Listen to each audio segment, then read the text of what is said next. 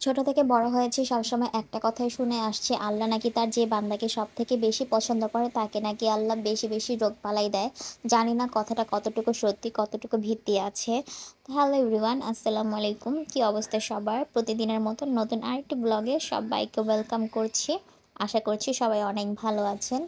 এই তো আব্বু সুস্থ হয়েছে, ৩-৪ দিন হয়েছে। এর মধ্যে আবার আম্মু অসুস্থ হয়ে গিয়েছে। একটা কথাই আছে না, একটা রোগীকে সেবা যত্ন করতে গেলে যে সেবা যত্ন করে সেও কিন্তু রোগী হয়ে যায়। এই যে সকালে চলে আসছি আম্মুর বাসায়, আর আজকে আরিশা ভাত খেতে চাইতেছে, বলতেছে ভাত দাও। তারপর আম্মু বলল ঠিক আছে, ওকে আগে ভাত খাইয়ে নে।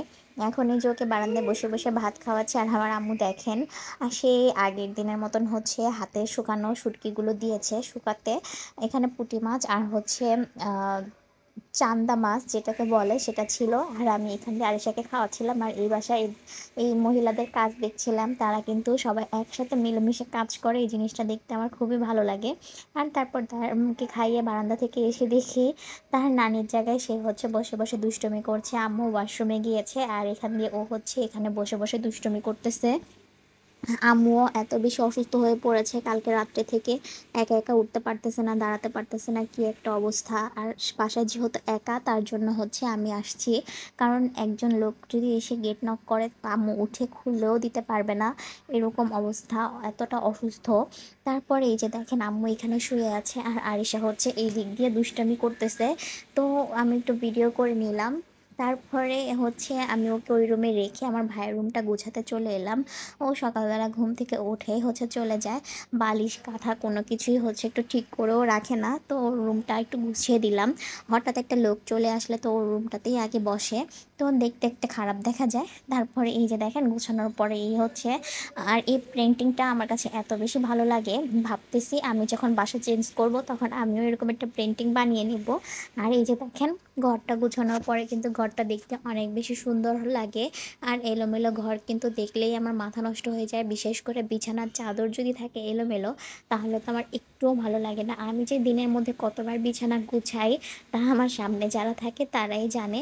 তারপরে বিছানা গুছিয়ে হচ্ছে একটু রুমটাও ঝাড়ু দিয়ে নিচ্ছিলাম। আর ও তো শাড়ির দোকানে কাজ করে, ওর শরীর থেকে এত পরিমাণে চমকি পড়ে যে পুরো ঘরটাই হচ্ছে চমকি দিয়ে ভরে থাকে। তো যাই হোক, সুন্দর করে ঝাড়ু দিয়ে নিচ্ছিলাম। আর তারপর আম্মুর রুমে এসে দেখি যে আরিশা কি সুন্দর করে তার নানির যত্ন নিচ্ছে। আরিশা তার নানির প্রতি অনেক বেশি পসেসিভ, মানে সারাদিনই ওর মুখে নানি নানি। তো আম্মু হচ্ছে ডিসেম্বর মাসটাই হচ্ছে আমাদের এখানে থাকবে, আর জানুয়ারিতে হচ্ছে অন্য বাসায় চলে যাবে। অন্য বাসা বলতে অন্য একটা এলাকায় হাসনাবাদে চলে যাচ্ছে।